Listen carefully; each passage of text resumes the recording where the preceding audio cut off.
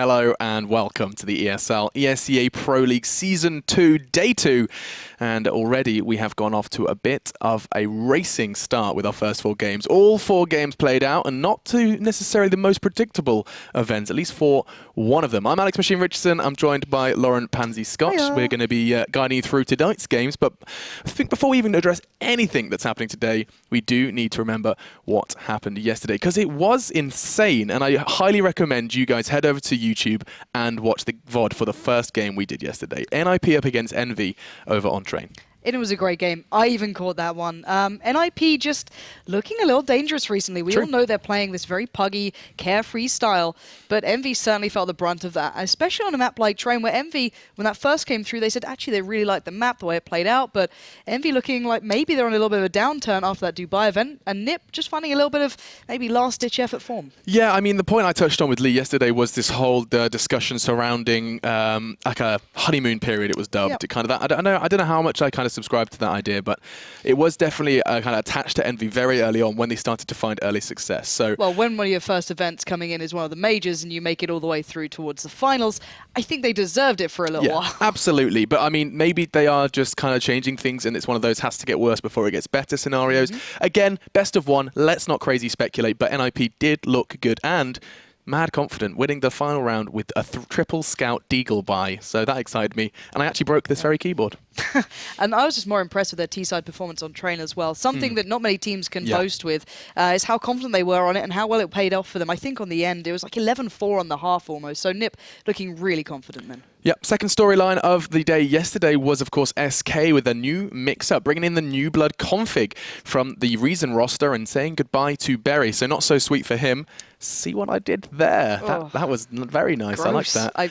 Nice. Anyway, puns aside, we did have to say goodbye to Berry, and he was, of course, the in-game leader. So you'll never guess what we had to say about SK's first game. What did you have to say, Alex? They looked a little lost sometimes. No way. Yeah, it's almost like they'd lost their in-game leader. They did. However, Config was he was fragging. We saw him pick up an insane round, like 3K with his USP, holding a sight on his own. So there was definitely a good couple of glimmers from him, but we're going to get to see more of him today.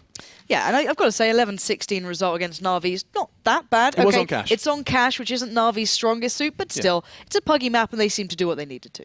Yeah, and I mean, Na'Vi kind of went from that into an Inferno game, which, again, talking about watching VODs, feel free to watch that one back, because that was such a beautiful example of what Zeus is capable of over on Inferno. He was making mad calls. We saw Na'Vi basically pushing out in, like, quite literally 15 seconds on the clock, and they then pushed out of apps. It was like this mad last-ditch 3 entry frags in 3 seconds. Flamey was on fire.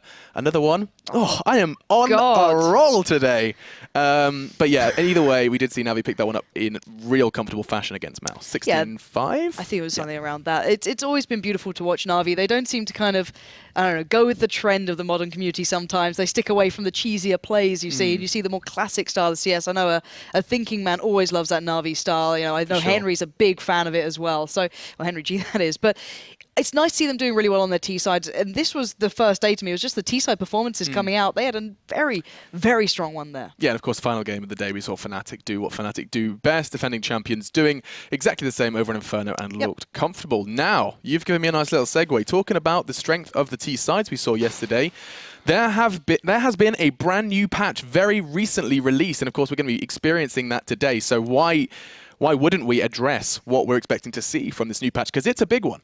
It is. And I think the main encompassing point that we need to hit on here is the fact that the hitboxes now reflect the movement a hell of a lot better, especially in certain instances, bomb plants being one of them, and the other that I mainly focus towards is the ladder play. Now, we won't see too much of it today. We don't really have Train coming through, so we're not going to really see much of at least one part of that aspect.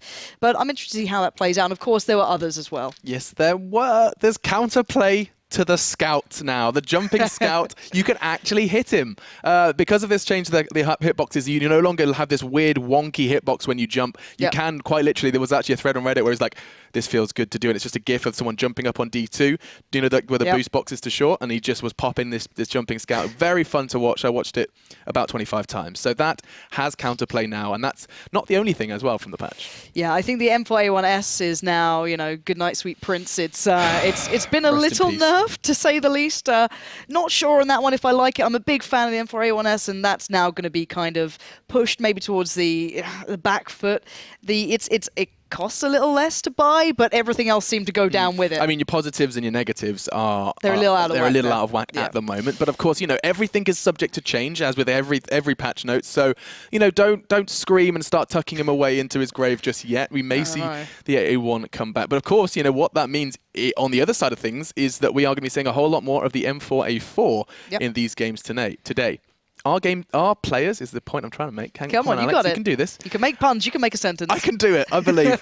Are we going to be seeing now CT sides look a little weaker if players aren't comfortable with the A4? Well, it's going to be something we're going to find out today, of course. Excited. Considering how strong that T side was in the first play day coming through, I want to see if it's going to maybe replicate today in some bigger aspect. But I can imagine Freiburg might be cracking a little smile right now, the man who was, you know, the patron saint pretty much of the standard M4 for such a long time. He even switched over in Dubai, I believe, towards the silence version. I can imagine he's going to be bringing back out the more standard M4 into this. So we'll have to see how much that affects it. I can imagine with, you know, the rate of fire being adjusted and a lot of other things with the silence gun are going to make the players shy away from it. But that wasn't all. Of course, the Julie's got a little bit of a buff in there. You know, guns don't stick through walls as much or doors anymore. There's still a couple of other changes in that patch. But I think people, if they want to find out more, they can always head over to, you know, the subreddit, check it out yourself, have a good read through, because there's a lot going on there. Yeah, I mean, the kind of final point on the patch notes is the change with the diffusing cables. A lot of people, mixed feelings surrounding this one at the moment. Spider-Man. Yeah, it's a Spider-Man kind of vibe. I mean, it is a question around, you know, has this limited fakes? There's a lot of things look like kind of all eyes on that at the moment. So we'll see how that interacts with our games tonight, which I will tell you now. We'll put them on your screens. You'll see we're going to have 4 more games of CS tonight, all best of 1, and we're going to be seeing who is going to be coming out victorious. The first game is going to be a battle of the Danes. It certainly will be, and that's going to be kicking off on Dust2 between SK and TSM. Now, we know that SK have drawn a little bit of blood away from TSM during IEM. That was on Cobble. It went to overtime, and then, you know, TSM did what they do best and just trashed them. But that was a little bit of a time ago. You know, SK had a little bit of a different roster then. We've seen the new changes coming in. Have to find out how that goes.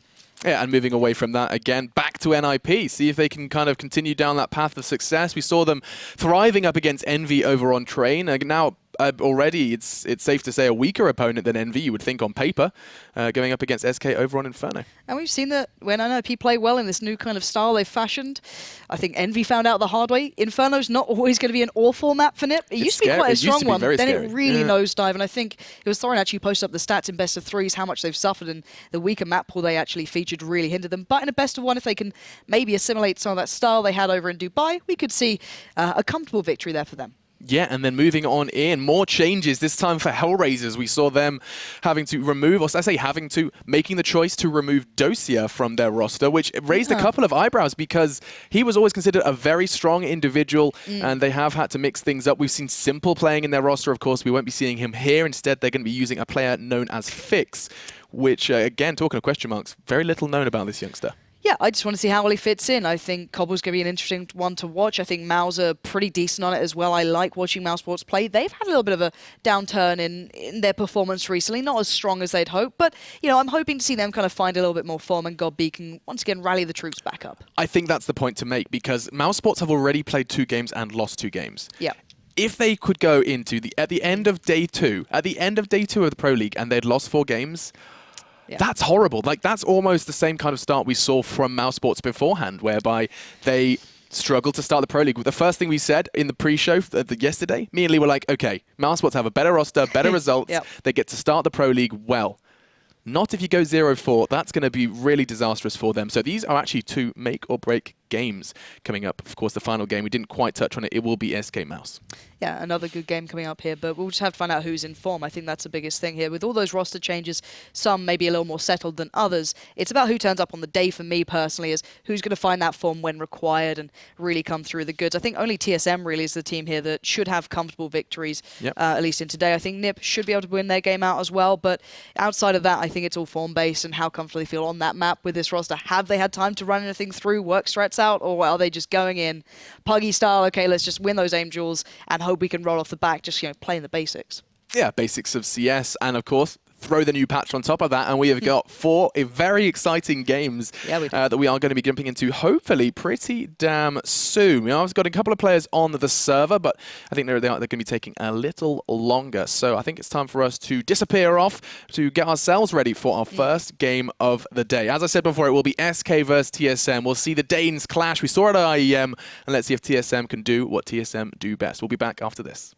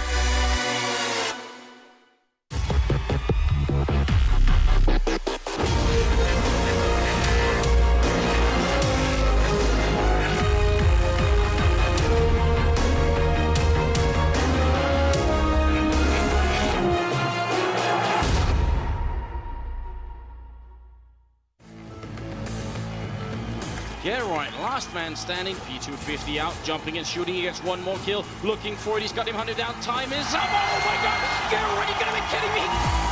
The last kill in 1 second left!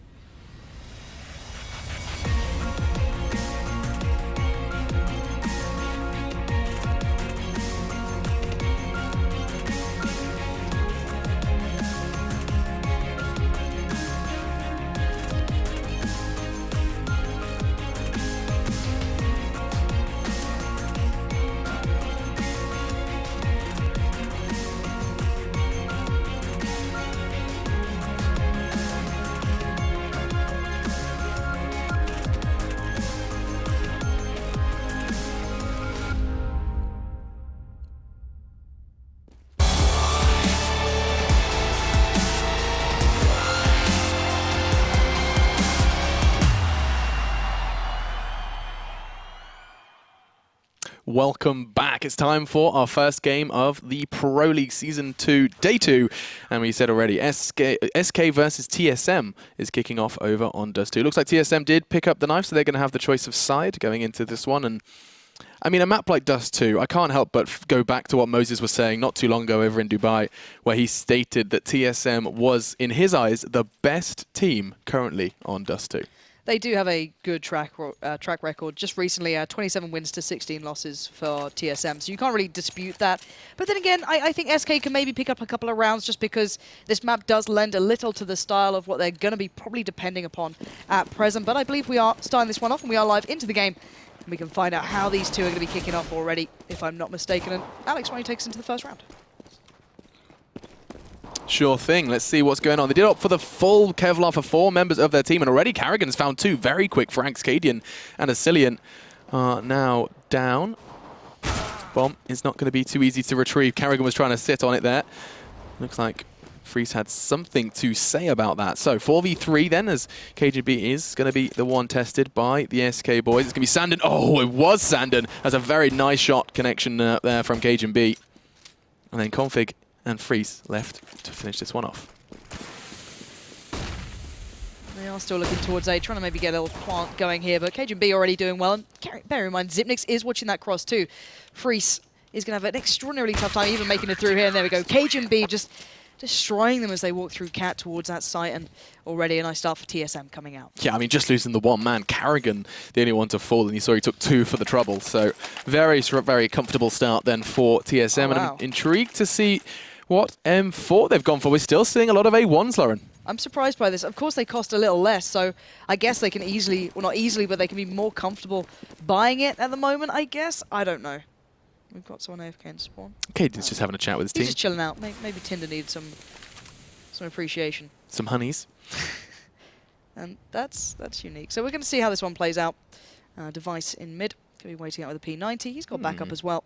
So they have a smoke, so this may very well be their mid to B, potentially, but I think Device is going to have something to say about it with a P90. Only finding 1, but it doesn't look like he's done just yet. 2 now, looking for the 3rd before finally Sandon steps in, but KGB is happy to oblige to finish that one off. All on to Freeze then. He doesn't last much longer. And it does look like TSM's M4A4 at least found 1 frag. M4A1, excuse me. Yeah, it's just the rate of fire just throws me off when I hear it. So they lowered the rate of fire. Just a little recap for everyone. They lowered the rate of fire. They made it a little bit cheaper, but they also increased the amount of spray pattern. The base spread was increased, but the other thing is the armor penetration was also reduced. So it's almost ideal for rounds like this when they know the T-side's probably going to be struggling for it, but we are at least seeing the more standard M4 in the hands of Zipnix. But it's going to be the P90 straight up mid in the hands of Device, and SK being bullied around here, not really having much of a chance to get much done as Device just sprays down, and it's a little bit of a one-man show currently into that round. But that's 3 rounds cleanly for TSM on that CT side, and SK yet to really make an impression into this, but this will be the big gun round coming through, and this is what they need to do to get themselves rolling back into this game. Yep, and we're going to be seeing Freeze then put the AWP in his hands, hoping to try and make an impact with that one. And intrigued to see what SK choose to go for here, because we've seen a whole lot of teams really favouring this kind of slow, kind of cat short play. It's not like Freeze is going to find anything on the cross. That is the 2 players across to be safe and sound. TSM, they've got a lot of presence towards long, and it's going to be tested. Here comes SK, they're throwing themselves through it. It looks like SK have found the necessary frags. Yeah, Zipnix and Carrigan going down along is really going to throw things into the mix because they have no one on towards that platform. So I can imagine KGB is going to be maybe boosted up, but they have no control over short. So they're being a little cautious here just in case. Dupree's going to try and scope it out, see if anyone snuck through, but Device has made himself a little bit of room, going to check it out. So now they've got control at least of some part of the map. They may try and play through the back, but Cadian smartly watching the rotate, letting the others slowly take their way through towards long. But bearing in mind, Sandon and Asilian are a little low. It's still going to be a tough task getting through towards that A side. Yeah, it's not going to be easy. I mean, getting such early control of long, it's almost like SK don't know what to do with it. They've been given so much room to move, and Cadian is going to catch a glimpse of 1 towards short, trying to keep 2 players busy, and he does actually get enough information to say to his team, guys, 2 of the 3 CTs are here with me. The call gets made, and immediately SK are going to be punching in the digits. It's actually Config, the newbie, to the team, to the roster. He's going to be getting that bomb down, and now all onto Dupree and Device for TSM. I think they realised that's going to be a bow out, keep those weapons safe, and they're going to watch SK pick up their first round. Yeah, Device is fairly vocal about how he feels the new addition or change, let's say, to the silenced M4. So maybe he's just going to be playing with the P90 until Is this a statement? To be fair, it's kind of warranted, bearing in mind what GetRight was doing during Dubai, just running the hell up mid and showing them, hey, this works. But Device does actually recover a rifle as well, so nicely done by him. Going to make it out there with a little bit of an upgrade, but got to be cautious. And there we go. Does manage to receive 2 rifles, keep them safe, and TSM will at least have those going into this round. But nicely done by SK, taking over long early on, just really forced the issue. They retook control on short, that was TSM. So it was a little bit of a struggle for a degree, but then SK broke through. They got the information required, and that's all they needed. I think, yeah, actually Cadian playing a huge part in that in that round. Not necessarily fragging, but the information he provided by seeing that short player, by keeping both the lower tunnels busy as well. He was really influential in securing that 5 versus 3 win. Oh, very aggressive takedown mid from SK, just going straight up towards short. Asilian's actually got through, and Device hasn't spotted him out. He will get the shot towards Cadian, though. That's Cadian down, and that should make it a little bit more difficult for SK, but Asilian was in a good position to maybe catch something off then, but they know there's still Zipnix on the site, so he's still making sure no one's getting through. And bearing in mind, the bomb's still not really made its presence known, and Asilian's going to work his way back down towards the mid doors. So, Cillian makes noise. They're going to be well and truly aware, but he's going to get flashed in. Device. Oh, we didn't quite catch him. They didn't get it right, but fortunately, Cillian wins that aim duel. Is that supposed to happen? Most definitely not. Now, Zipnix is going to be pressurized. I think Dupree realizes that his time may be limited here on B. He's going to try and make a bit of an impact, but Config says no with his M4. And now the numbers of 4v3 and SK have just strolled them into B. It's all theirs, and TSM, they've got another decision to make. They certainly do. Bombs going down, and they have no one near that B side. They don't have much utility either to really retake it, so I can imagine it's save time. They've got, what, 2 smokes, and the AWP still in KGB's hands. You don't want to really give that away, so it's time to save out. But SK, really nice control onto mid, then breaking through. Didn't really play the mid to B side, so they kind of left Zipnix useless there. So he backed out, and it was all down to Dupree, and he just got mowed down. Yeah, I mean, the main kind of observation I have to make there is, how did Asilian get that frag? Like, that flash was perfectly. That was going to be his way in, but fortunately, Device didn't quite hit his shots, fluffed his line somewhat, and now it's going to be SK's second. You gotta hate it when you fluff your lines like that, but still, 3-2. SK doing well. Once they got those guns in their hands, they're playing this really nicely. And I want to see this more aggression from them. They played aggressive on long, it worked out. They took really good control of mid, it worked out. See if they can keep doing this. Config will be sticking with that silenced M4 in this one. Building up that bank, and they've got a good bit of economy building as well, bearing in mind they're already on 6.5k towards Config, and Freeze keeping 5.9 as well. So let's see if they can get anything across. Not going to catch anything this time. And already you're seeing those 2 players heading down towards those B tunnels, but KGB and Zipnix taking control of short this time, so trying to limit their options. The AWP's going to get boosted up, but great shot from KGB finding Asilian then. That's going to regain control in mid for TSM. Was that Asilian jumping as well? Maybe a shot he wouldn't have hit pre-patch. That's going to be 1 man to the good for TSM. Config, he has been ever present towards this B site. He's definitely been lingering around there, both on the B pushes and the not, but I think Dupree is well and truly aware. But I don't think they're going to know Devices here. He's not even playing mid. So them double stacking towards B is a good little read into this one. I'm wondering if Device is going to make his presence known. There we go. They're going to find out pretty soon. There's 2 players here, and Device makes the most of it. 2 kills going for him. Cadian and Freeze get denied the entrance. Now Sandon in a terrible situation. He can't really make much out of this one. He's got the bomb to hand at least, but Zipnik's already closing in. Karrigan as well. I think he's just going to get that up and try and save, but look at Karrigan already expecting him to make a run for it. This should be Karrigan picking it up.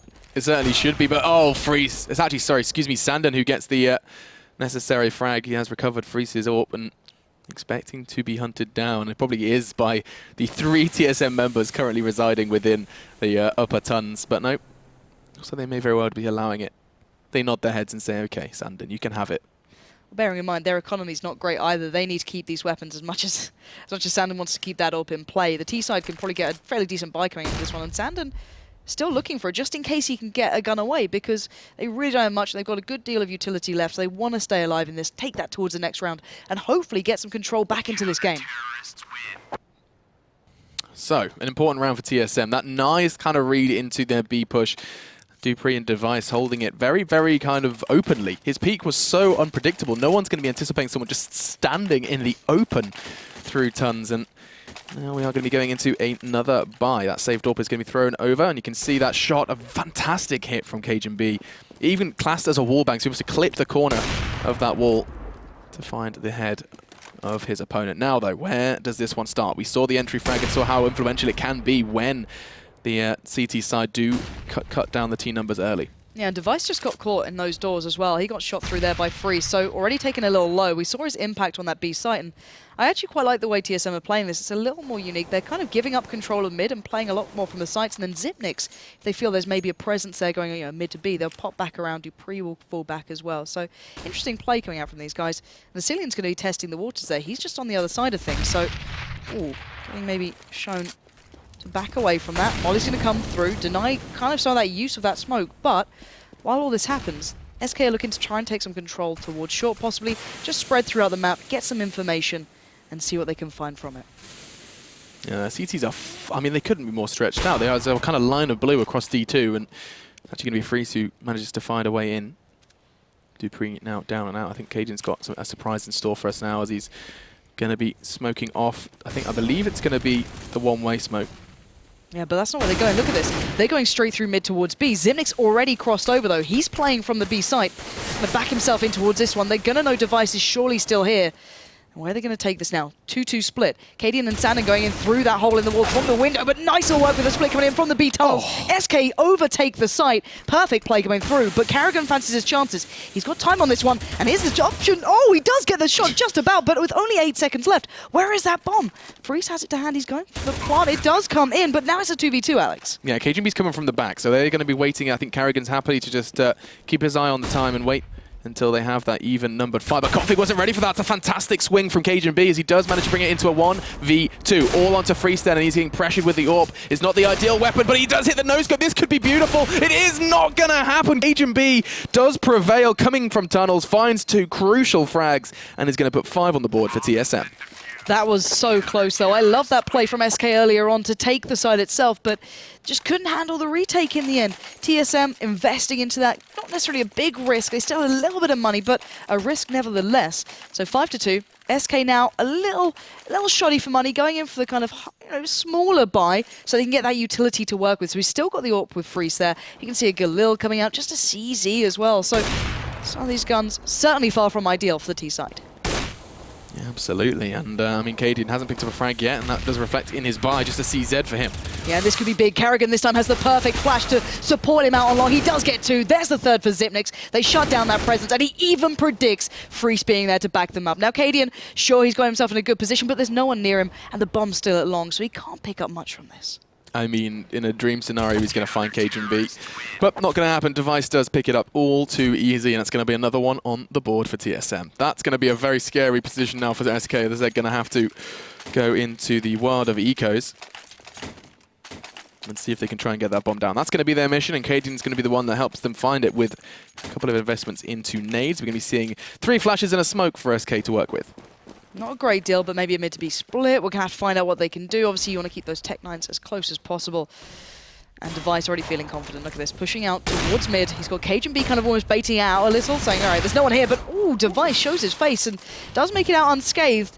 Only taking a touch of damage, but Dupree getting flashed out, and here we go. The T-side do make their play. Good work from Asilian there, but there's actually no one else in on the site. Cajun B and Device are just watching them across. The bomb's going down. There's the molly coming in. Great shot from Device, just clipping down Freeze through that smoke and the box. So already SK's chances here certainly dwindling. SK did so much into getting that bomb down. That was really unfortunate. The Device hit such a fantastic shot because that was their way into getting the bomb down. That would have been an incredibly successful round in the eyes of SK. Either way, it does mean that they can go into this one with the full rifles. And I mean, 7-2 already. SK going to be looking to be making a bit more of a dent on this T side. And I think the avenue to do so most definitely has been their control of mid. When they have neutralized the threat in middle, when they have had control, I mean, we saw what happened when Cadian was allowed to just kind of hold the middle area. Whenever SK are controlling it, more often than not, the round looks much, much better. It does, and it looks like SK are playing this one a little slower, and you can't really blame them. They've been trying to go for these kind of early picks. Config! What on earth? How did he just sit in that? He's just down to 22 HP already now. Asilian's just going to try and go for the peak. Try and pick up someone in mid. They know that Zipnix has been playing a little close sometimes.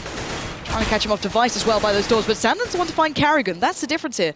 Carrigan going down might open an avenue towards that A site. They've got a little bit of presence towards short. They might actually work off the back of this. Config has become really, really predictable. That's the same position he's been caught out in time and time again now, over towards B. But look at Cajun B here. He's got 3 players going towards him. I think he's reading the situation well. He's going to back out a little bit, give him some time to readjust if required. He's just going to stay as focused as possible on long here with this AWP. Let's see if they're going to go for this. The flashes are in hand. They're going to set him up. Perfect timing with that smoke. That's going to buy so much time for him now. They're going to have to slow down. 35 seconds left. SK might just go through this. They might just flash him out here because they have to make a move soon. That timing is mind-boggling. Pull the trigger, Cajun B. He gets a double before Sandon manages to put him in his place. And now Zipnix is going to be the one who has to hold steady on the site. Cillian getting pressured from behind and in front. Fortunately, though, connects onto device. And now Zipnix wide open. dupreeh trying his best to try and find some sort of safe haven. And it was impressive that Zipnix zoned out Cillian on short, now allowing dupreeh the chance just to creep around the back. He's going to find Freeze, and now just one man stands. Perfect synergy between the two players then. Zipnix, knowing there was going to be a threat from long and short, he focused towards short, took one down, allowing dupreeh the chance to come back through. I feel like we are seeing that same story for SK, where they did just when they aren't getting these opening frags, they do look a little lost. Look at these guys, 4 of them just throwing themselves through a smoke on long. That's not a position any team chooses to be in. That's something they were forced into by TSM. And going into this, if they don't change something, this is going to be a very, very tough half for them to swallow. Well, this is the first time we're seeing 3 players focusing towards that B start for SK. They've been generally sending 2 there just to kind of play through the tunnels, take some control in mid, but I was hoping maybe we see a little bit of a faster B take or just a more initial focus towards the site, because they've just been struggling elsewhere. Those 2 first gun rounds coming through for them were fantastic, but just not being able to replicate that. And Device and Zipnix waiting on this one. The spray comes in, but it's going to be Device, who's just tucked away from the flash, and now perfect timing comes out for Zipnix. He knows how to control this, but it's Config to actually land the shot, so maybe SK can still do this one. Gonna smoke off, but back away. Double smoke as well. Lack of communication from SK. I'll smoke it. No, I'll smoke it. And they do invest 2 smokes on towards that CT cross. Not even choosing to use it, though, as they are relying on Freeze's entry. Fragging capacity, just creeping, crawling his way towards B. But TSM are forcing them to push all the way in. Nice angle held from dupreeh. He knows he's safe and sound because Device is there as well. And TSM are looking very, very nice on the CT side. Yeah, they're looking comfortable. I don't think they've been caught out once, really. There was maybe... Actually, no, Telelight on long. The one time they didn't get control of that early, I think it was Carrigan who went down first, and I think Cajun B fell as well. That's right, yeah, I remember. And that worked out fine for SK, but if they can't catch these guys off guard, it just seems that when it slows down, TSM just regains so much control. And look at the money. 12k. Cajun B's got money for days. He's never going to be without an AWP, basically, this one. And look at Device. Already straight up mid. This is perfect. Cadian's waiting there. He's going to shoulder peek it, though. Nicely done by him. But they're not catching anyone out just yet. There we go. Device now tagged up. He's going to be pressured, slowing it down, but he still gets overrun. That's a gun in the hands of the T side here. Yeah, and the point you were just making was that SK don't pick up rounds unless TSM give them to them. And now SK, they are looking a little low, but they did find that opening frag. That's a start for sure, as Carrigan finishes where Device started on config. Cajun B actively peeking middle, but Cillian was ready from Carrigan, trying to keep the pressure on, and SK are going to continue to drop, but they have made an impact. But the A site is completely clear. If they can get that bomb... If. That's the big question. And look at this play again. dupreeh's starting to go around the back. They're loving this little bit of a flanking maneuver, to say the very least. KGB wildly spraying it, but dupreeh, he's going to catch off the bomb. That's Sandon down. Hopes and dreams are dashed. Freeze can do nothing. There was an opportunity for SK to maybe pull something out then, and it just slipped away. I'm seeing a lot of elements that were present in Fnatic's play yesterday in TSM's play here. Pushing, trying things you wouldn't normally expect from TSM. This is the point they've reached in the game where they're like, okay, let's stop looking at the strat book as closely for the last couple of rounds, it seems. And a double AWP coming out. Carrigan and Cajun B, a deadly duo, are going to be present now on Dust2. They peek him. Oh, and the shot does not connect. Going for the second one and actually catches the kneecap. Not enough. Carrigan trying to make up for his earlier shortcomings, and he's going to be peeking towards lower tunnels. It's Cillian who's choosing to challenge him, and nothing going to come of it. Again, Sandon the one who finds the entry. But that's important, because TSM were pushing up on long quite aggressively, but Device has always been that kind of catch-out player. He's been, occasionally on the B side, joining dupreeh, he's been playing mid, and now he's on long. Something we've not seen just all that recently, and he's got the chance here to catch 2 players off guard. That's one of them. Doesn't get the follow-up, though. Dupree, however, will in towards those B tunnels, if I'm not mistaken. But it may add a little bit of an element of an opportunity for SK here. If they can overrun the likes of KGB on long, this could be trouble. But KGB just standing tall. He's going to get the information, but SK have a chance. Sandon is dragging his team through this round. Yeah, truly he is. He's been a real fragging machine so far in this game. Unfortunately, 2 members of the team are really not doing that. Carrigan backing away. Dupree's on the rotate from behind, and this is going to be very scary for SK if they don't push onto the site fast. And Carrigan catching Sandon through the smoke. Now all onto ESEA, but he is not expecting the player from behind. Eventually does close it out. It was Dupree. And another round on the board for TSM. This is going south very fast for the SK boys. And I kind of like the way this is being played out by TSM as well. This is what I got so excited by seeing when Nip were playing. And it was especially, I think, Getrai was the man who was just living up to that reputation he was given very early on, how he's always great at reading how the teams up against him are playing, where they're going towards. And you see it from TSM constantly flanking around the back, and why not? If you can abuse SK a little more, you might as well if you're confident, and they're certainly doing it. Device constantly playing these off angles, slightly unique positions, and it's working out. Cadian here could take a huge amount of damage. The nade, however, doesn't connect perfectly, but we are seeing SK getting control on long, at least to begin with. Well, and primarily off the back of Sandon again. He's the one who walks out first. He takes the initial damage. He tries to challenge out one. And things are sort of seeming a little kind of weak on the side of SK, primarily for Cadian and Config, who have 1 frag between them. Ouch. At this point. Oh, So Cadian, 0 2 12. players. Cadian, yeah, 0 for 12. I think Config's just picked up the 1. So 2 members of SK really not starting as they mean to go on at this point. Don't get me wrong, Cadian has been the whipping boy on these gun rounds. You know, if he can afford a gun and the others, you know, can't, he's on, you know, to pick up the utility and such.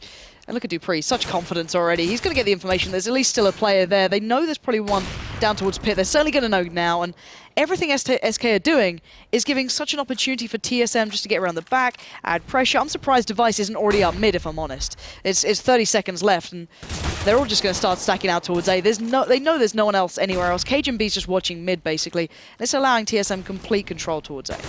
Yeah, that is a very nice flash, though, from SK. It does manage to catch Dupree off, but unfortunately he is babysat by Device. And Sandon again finding a frag. This man is the only one really throwing his team on his back at this point, as time is becoming a bit of an issue. 15 seconds, here comes the push, and Xyp9x is happy to oblige on the cross. There's nothing to keep them safe. Xyp9x takes 2, and now all onto Config, finally chiming in with 1, and now it's 1v1, but he doesn't have the time. He needs to push for the frag. He's going to just turn around, not going to have the swift decision-making necessary, and it's going to be 12-2 as we go into our final round of our first half. Yeah, and TSM, it was like shooting fish in a barrel then. The smokes weren't on behind it. Lauren. They look lost. It's a little sad to see, because you know how these guys can play. There's a lot of potential there. You see it so often with Sandon as well.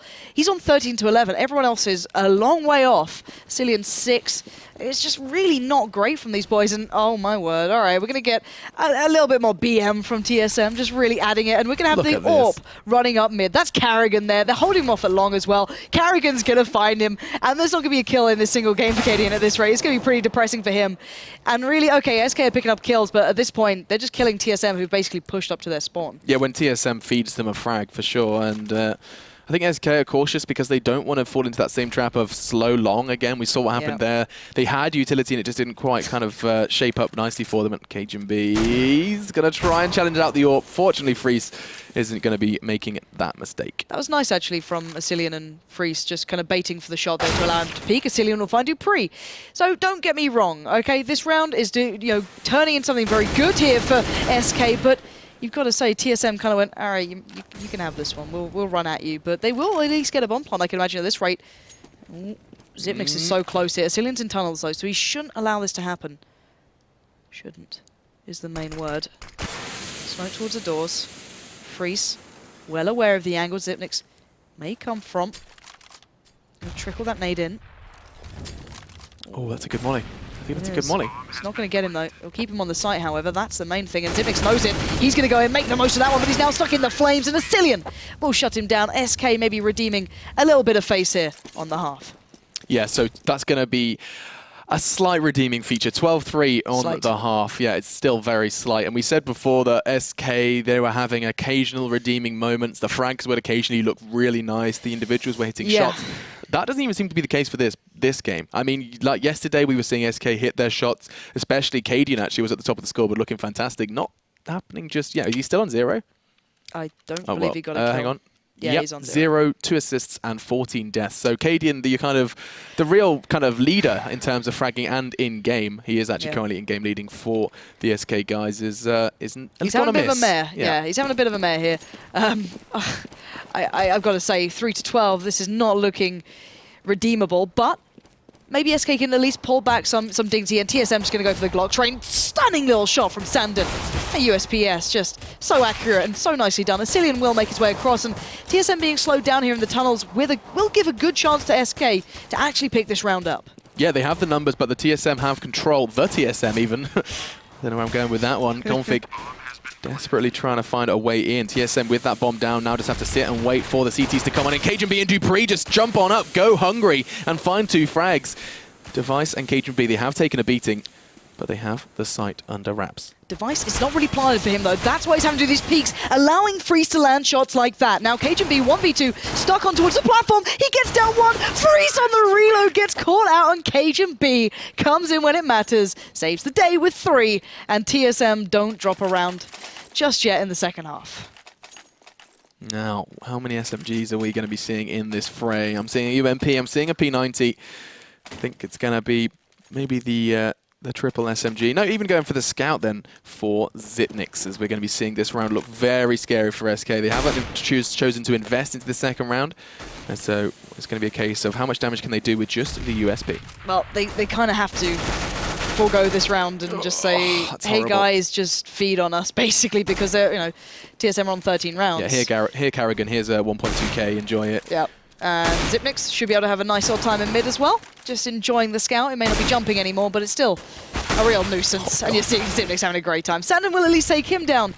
But that's 1 player, 1 scout.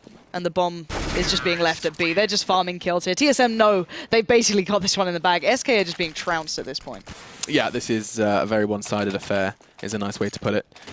And this is another observation to be made, is that we are still seeing a great deal of the M4A1S. Our speculation surrounding the M4A1S may very well be a little invalid.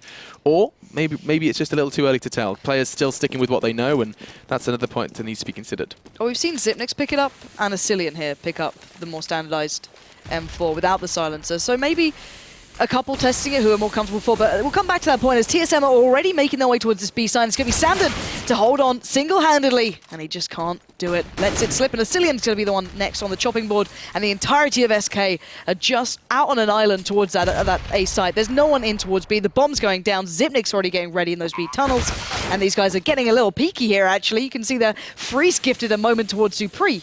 I feel like TSM have bets on how fast they can finish this game, and they're just desperate to try and end it as soon as they can. Now, Cajun B and Zipnix are going to be the ones to hold this site safe, and they're about to be walking straight into his domain. That's 1, should be 2, but Cadian just leaping on down with a Mag 7 is going to be able to find the final frag as well. 2 for him as he doubles his score for the game, and he's going to be able to get the defuse in as well. And SK pick up their first round over on the CT side. Hey, it wasn't pretty, it wasn't sexy, CS, but it worked, which is the main thing. It worked.